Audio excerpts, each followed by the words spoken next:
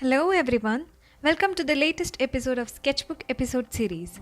Today I am going to show you how to draw a nose. Today I am going to draw this nose in graphite. Noses are different for everyone, but there are some features that are going to be the same for all noses.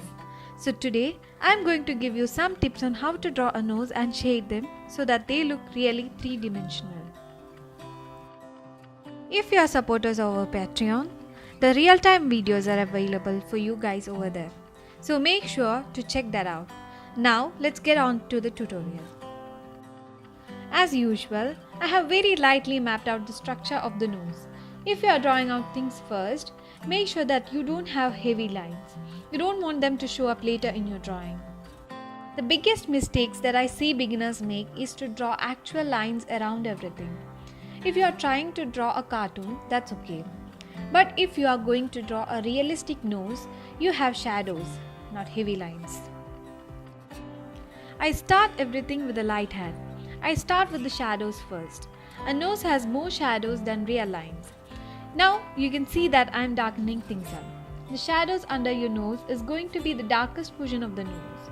But you don't want them to be heavy dark lines or heavy dark blocks where the nostrils are supposed to be. You can see that they fade out from dark to light. I am using a homemade blending stump made of newspaper to soften my drawing up. But that's totally optional. Instead of a blending stump, you can use your pencil itself to blend the drawing further. I work in lots of layers just like I work in colored pencils or while painting. I pull out the highlights using a kneaded eraser initially. Later on, I go over the highlights using a white gel pen.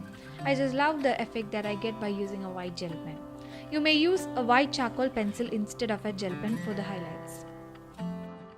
You don't want to put too much pressure early on the drawing because that will cause the tooth of the paper to flatten out. Then you won't be able to add further layers as you proceed further. And that is it for today. I hope these tips will help you out while drawing any portraits that you might draw in future. If you haven't hit that subscribe button, I would love it if you do so. You can follow me on all social medias. I will leave the link to all my social media accounts in the description box below. Catch you later in my next episode. Bye!